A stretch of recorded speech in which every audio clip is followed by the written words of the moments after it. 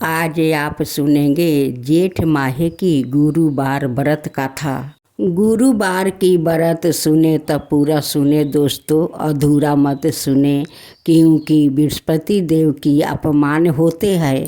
जो बृहस्पतिवार के व्रत कथा सुनते हैं उन पर बृहस्पति भगवान प्रसन्न हो जाते हैं, उनकी सारे मनोकामना को पूर्ण कर देते हैं। बृहस्पति देव की कथा सुने तो पूरा सुने, अधूरा मत सुने। बृहस्पति देव का अनादर हो जाता है, इसलिए भक्तजनों सुने तो पूरा कथा सुने। भगवान बृहस्पति देव उसकी सदाई रक्षा करते हैं। संसार में जो मनुष्य सदा भावना से भगवान जी का पूजन व्रत सच्चे हृदय से करते हैं तो उनकी सभी मनोकामना पूर्ण कर देते हैं। जैसी सच्ची भावना से रानी और राजा ने उनकी गाथा का गुणगान किया तो उनकी सभी इच्छाएं बृहस्पति देव जी ने पूर्ण कर दिया था। इसलिए पूर्ण कथा सुनने के बाद प्रसाद लेकर जाना चाहिए। हृदय से उसका मनन करते हुए जयकारा बोलना चाहिए। बोलो बृहस्पति देव की जय, भगवान विष्णु की जय। बृहस्पति देव की कथा। प्राचीन काल में एक ब्राह्मण रहता था। वो बहुत निर्धन था। उसके कोई संतान नहीं थी। उसकी पत्नी बहुत मलिनता के साथ रहती थी। वो स्नान ना करती, किसी देवता का पूजन ना करती। इसे ब्राह्मण देवता बड़े दुखी थे। बेचारा बहुत कुछ कहते थे, किंतु उसका कुछ परिणाम नहीं निकला। भगवान की कृपा से ब्राह्मण की पत्नी के कन्या रूपी रतन पैदा हुई। कन्या बड़ी होने पर प्रात स्नान करके विष्णु भगवान का जप और बृहस्पतिवार का व्रत करने लगी। अपने पूजन पाठ को समाप्त करके विद्यालय जाती तो अपनी मुट्ठी में जौ भर के ले जाती और पाठशाला के मार्ग में डालती जाती। तब यह जौ सौरन के जो जाते लौटते समय उनको बीन कर घर ले जाती थी। एक दिन वो बालिका सूप में उस सोने के जौ को फटक कर साफ कर रही थी कि उसके पिता ने देख लिया और कहा, हे बेटी, सोने के जौ के लिए सोने का सूप होना चाहिए। दूसरा दिन बृहस्पतिवार था। इस कन्या ने व्रत रखा और बृहस्पति देव से प्रार्थना करके कहा, मैंने आपकी पूजा सच्चे मन से की हो तो मेरे लिए सोने का सूप दे दो। बृहस्पति देव ने उसकी प्रार्थना स्वीकार कर लिया। रोजाना की तरह वो कन्या जौ फैलाती हुई जाने लगी। जब लौट कर जौ बीन रही थी तो बृहस्पति देव की कृपा से सोने का सूप मिला। उसे वो घर ले आई और उसमें जौ साफ करने लगी, परंतु उसकी माँ का वही ढंग रह गया। एक दिन की बात है कि वो कन्या सोने के सूप में जौ साफ कर रही थी। उस समय उसका शहर का राजपुत्रा वहां से होकर निकला। इस कन्या के रूप और कार्य को देखकर मोहित हो गया और अपने घर आकर भोजन और जल त्याग कर उदास होकर लेट गया।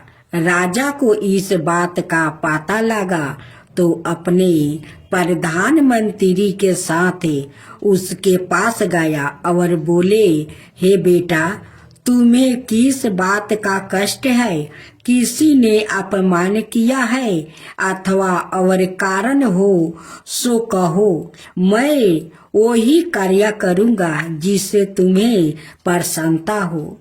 अपने पिता की राजकुमार ने बातें सुनी तो वो बोला, मुझे आपकी कृपा से किसी बात का दुख नहीं है। किसी ने मेरा अपमान नहीं किया है, परंतु मैं उस लड़की से विवाह करना चाहता हूँ जो सोने के सूप में जौ साफ कर रही थी। यह सुनकर राजा आश्चर्य में पड़ गया और बोला, हे बेटा, इस तरह की कन्या का मिलेगी, तुम ही उस लड़की के पता लगाओ, मैं उसके साथ तेरा विवाह अवश्य ही करवा दूंगा। राजकुमार ने उसे लड़की के घर का पता बतलाया।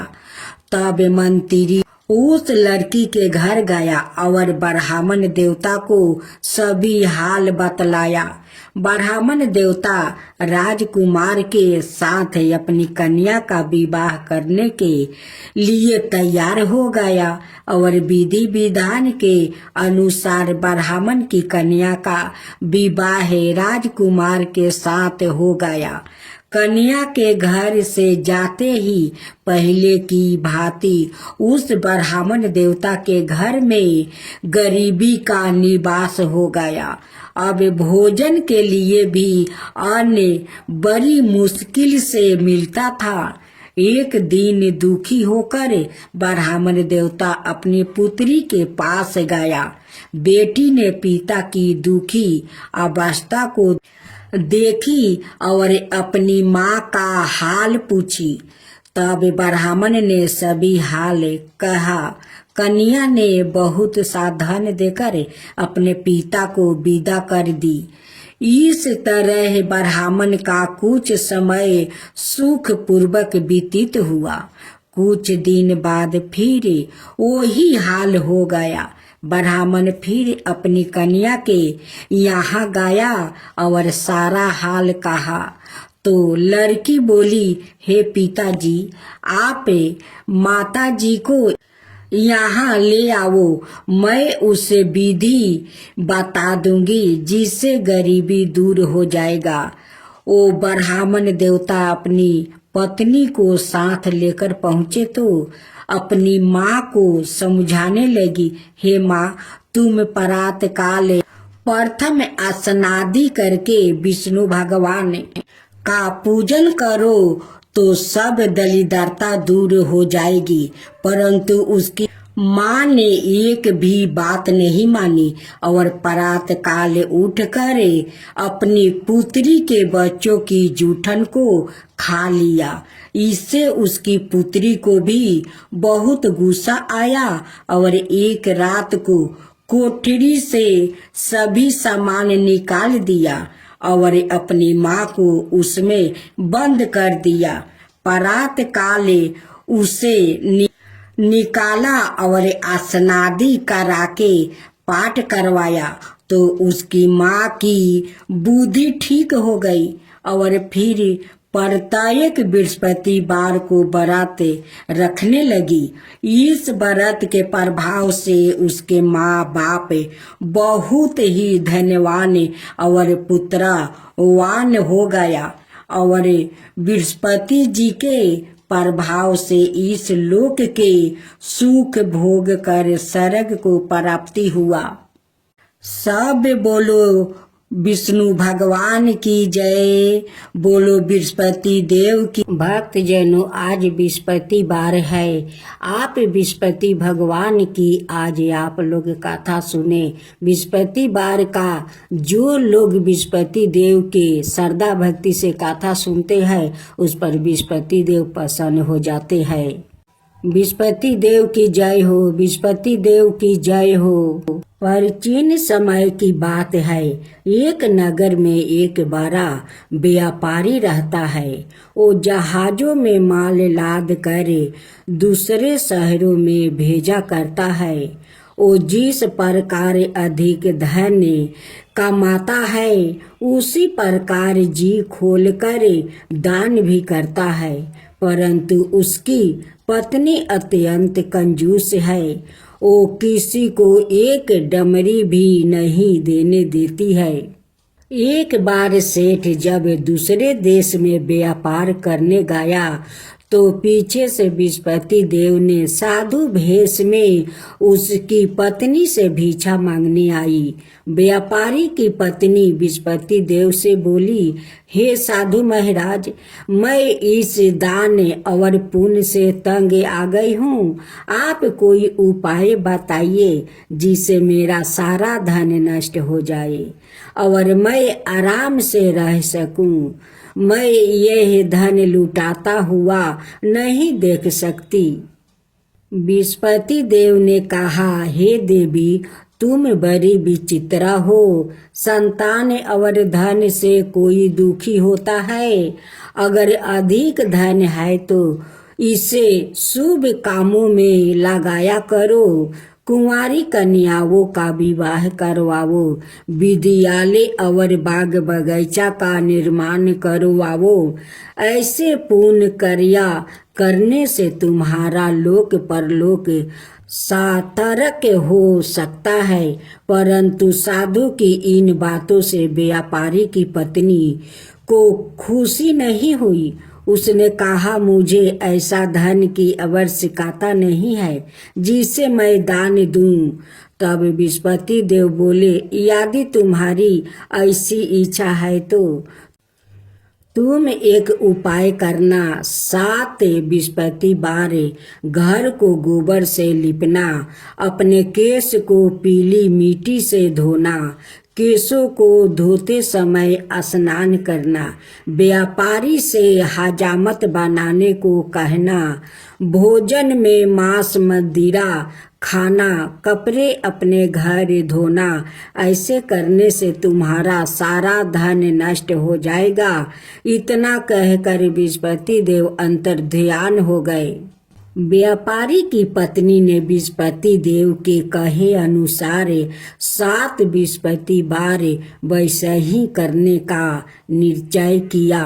केवल 3 बृहस्पतिवार बीते थे कि उसी समस्त धन संपत्ति नष्ट हो गई और वो परलोक सिधार गई। जब व्यापारी वापस आया तो उसने देखा कि उसका सब कुछ नष्ट हो चुका है। उस व्यापारी ने अपनी पुत्री को संताना दी और दूसरे नगर में जाकर बस गया। वहाँ वो जंगल से लकड़ी काट कर लाता और शहर में बेचता। इस तरह वो अपना जीवन बिताने लगे। एक दिन उसकी पुत्री ने दही खाने की इच्छा प्रकट की, लेकिन व्यापारी के पास दही खरीदने के पैसा नहीं थे। वो अपनी पुत्री को आश्वासन देकर जंगल में लकड़ी काटने चला गया। वहाँ एक वृक्ष के नीचे बैठे अपनी पूर्व दशा पर विचार कर रोने लगा। उस समय बृहस्पतिवार था। तभी वहाँ बृहस्पति देव साधु के रूप में सेठ के पास आए और बोले, हे मनुष्य, तू इस जंगल में किस चिंता में बैठा है? तब व्यापारी बोला, हे महाराज, आप सब कुछ जानते हैं।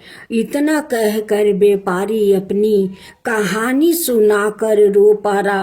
बृहस्पति देव बोले, देखो बेटा, तुम्हारी पत्नी ने बृहस्पति देव का अपमान किया है, इसी कारण तुम्हारा यह हाल हुआ है। लेकिन अब तुम किसी प्रकार की चिंता मत करो। तुम गुरुवार के दिन बृहस्पति देव का पाठ करो। 2 पैसे के चने और गुड़ को लेकर जल के लोटे में शक्कर डालकर वो अमृत और प्रसाद अपने परिवार के सदस्यों और कथा सुनने वालों में बांट दो। सवाए भी प्रसाद और चरण मिरिते लो, भगवान तुम्हारा अवश्य कल्याण करेंगे। साधु की बात सुनकर व्यापारी बोला, महाराज मुझे तो इतना भी नहीं बचता है कि मैं अपनी पुत्री को दही लाकर दे सकूं। इस पर साधु जी बोले, तुम लकड़ियां शहर में बेचने जाना, तुम्हें लकड़ियों के दाम पहले से चौगुने मिलेंगे, जिससे तुम्हारे सारे कार्य सिद्ध हो जाएगा। उसने लकड़ियां काटी और शहर में बेचने के लिए चल पड़ा। उसकी लकड़ियां अच्छे दाम में बिक गई, जिसे उसने अपनी पुत्री के लिए दही लिया और गुरुवार की कथा हेतु चना गुड़ लेकर कथा की और प्रसाद बांट कर सवाए भी खाया। उसी दिन से उसकी सभी कठिनाइयां दूर होने लगी, परंतु अगले बृहस्पतिवार को वो कथा करना भूल गया। अगले दिन वहाँ के राजा ने एक बड़े यज्ञ का आयोजन करे पूरे नगर के लोगों के लिए भोजन का आयोजन किया है। राजा की आज्ञा अनुसार पूरा नगर राजा के महल में भोजन करने गया, लेकिन व्यापारी वो उसकी पुत्री तनिक विलंब से पहुँचे। अंत उन्हों दोनों को राजा ने महल में ले जाकर भोजन करवाया। जब वो दोनों लौट कर आए तभी रानी ने देखा कि उसकी खूंटी पर टांगा हार गायब है। रानी को व्यापारी और उसकी पुत्री पर संदेह हुआ कि उसका हार उन दोनों ने ही चुराया है। राजा की आज्ञा से उन दोनों को कारावास की कोठरी में कैद कर दिया गया। कैद में पड़ कर दोनों अत्यंत दुखी हुए। वहाँ उन्होंने बृहस्पति देवता का स्मरण किया। बृहस्पति देव ने प्रकट होकर व्यापारी को उसकी भूल का अभ्यास करवाया और उन्हें सलाह दी कि गुरुवार के दिन कैद खाने के दरवाजे पर तुम्हें 2 पैसा मिलेंगे, उनसे तुम चने और मुनका मंगवाकर विधि पूर्वक बृहस्पति देवता का पूजन करना, तुम्हारे सब दुख दूर हो जाएंगे। बृहस्पतिवार को कैद खाने के दरवाजे पर उन्हें 2 पैसे मिले। बाहर सड़क पर एक स्त्री जा रही थी। व्यापारी ने उसे बुलाकर गुड़ और चने लाने को कहा। इस पर वो स्त्री बोली, मैं अपनी बहू के लिए गहने लेने जा रही हूँ, मेरे पास समय नहीं है। इतना कहकर वो चली गई। थोड़ी देर बाद वहाँ से एक और स्त्री निकली। व्यापारी ने उसे बुलाकर कहा कि हे बहन, मुझे बृहस्पतिवार की कथा करानी है, तुम मुझे 2 पैसे का गुड़ चना ला दो। बृहस्पति देव का नाम सुनकर वो स्त्री बोली, भाई मैं तुम्हें अभी गुड़ चना लाकर देती हूँ। मेरा एकलौता पुत्र मर गया है, मैं उनके लिए कफन लेने जा रही थी, लेकिन मैं पहले तुम्हारा काम करूँगी, उसके बाद अपने पुत्र के लिए कफन लाऊंगी। वो स्त्री बाजार से व्यापारी के लिए गुड़ चना ले आई और सवाए भी बृहस्पति देव की कथा सुनी। कथा के समाप्त होने पर वो स्त्री कफन लेकर अपने घर गई। घर पर लोग उसके पुत्र की लाश को राम नाम सत्य है कहते हुए शमशान ले जाने की तैयारी कर रहे थे। स्त्री बोली, मुझे अपने बेटे का मुख देख लेने दो। अपने पुत्र का मुख देखकर उस स्त्री ने उसके मुंह में प्रसाद और चनरा मिर्च डाल दिया। प्रसाद अवर चरणामृत के प्रभाव से वो पुनर्जीवित हो गया। पहली स्त्री जिसने बृहस्पति देव का निरादर किया था, वो जब अपने पुत्रा के विवाह हेतु पुत्रा वधू के लिए गहने लेकर लौटी और जैसे ही उसका पुत्रा घोड़ी पर बैठकर निकला, वैसा ही घोड़ी ने ऐसी उछाल मारी कि वो घोड़ी से गिरकर मर गया। यह देख स्त्री रो रो कर बृहस्पति देव से क्षमा याचना करने लगी। उस स्त्री की मिनती से बृहस्पति देव साधु भेष में वहां पहुंचकर कहने लगे, देवी तुम्हें अधिक विलाप करने की आवश्यकता नहीं है। यह बृहस्पति देव का अनादर करने का कारण हुआ है। तुम वापस जाकर मेरे भक्त से क्षमा मांगकर कथा सुनो, तब ही तुम्हारी मनोकामना पूरी होगी। जेल में जाकर उस स्त्री ने व्यापारी से माफी मांगी और कथा सुनी। कथा के उपरांत वो प्रसाद और चना मृत लेकर अपने घर वापस गई। घर आकर उसने चना मृत अपने मृत्यु पुत्रा के मुख में डाली। चनर मृत के प्रभाव से उसका पुत्रा भी जीवित हो उठा। उसी रात बृहस्पति देव राजा के सपने में आया और बोले, हे राजन, तुम जिस व्यापारी और उसके पुत्री को जेल में कैद कर रखा है वो बिल्कुल निर्दोष है। तुम्हारी रानी का हार वही खूंटी पर टांगा है। दिन निकला तो राजा रानी ने हार खूंटी पर लटका हुआ देखकर राजा ने उस व्यापारी और उसकी पुत्री को रिहा कर दिया और उन्हें आधे राज्य देकर उसकी पुत्री का विवाह ऊंचे कुल में करवाकर दहेज में हीरे जवाहरात दिया।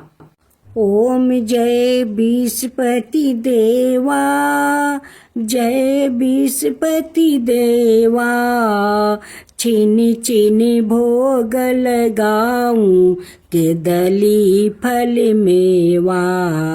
ओम जय बृहस्पति देवा, जय बृहस्पति देवा। तुम पुराण परिमत माँ तुम अंतर्यामी, जगत पिता जगदीश्वर तुम ही सबके स्वामी। ओम जय बृहस्पति देवा, जय बृहस्पति देवा। चरणामृत निज निर्मल सबके पातक हरता, सकल मनोरथ दायक कृपा करो भक्तो। ओम जय बृहस्पति देवा, जय बृहस्पति देवा। तन मन धन अर्पण कर जो जन शरण पारे, प्रभु प्रकट तब हो करे आकर दुआरे खरे। ओम जय बृहस्पति देवा, जय बृहस्पति देवा। दीन दयाल दया निधि भक्तन हितकारी, पाप दोष सब हरता भाव बंधन हारी। ओम जय बृहस्पति देवा, जय बृहस्पति देवा। सकल मनोरथ दायक सब संशय हरो, विषय विकार मिटाओ संतन सुखकारी। ओम जय बृहस्पति देवा, जय बृहस्पति देवा। जो कोई आरती तेरी प्रेम सहित गावे, जेठाय नंदय नंदन कर सो निश्चय पावे। ओम जय विष्णुपति देवा, जय विष्णुपति देवा। सब मिलकर बोलो विष्णुपति भगवान की जय, विष्णुपति देव की जय।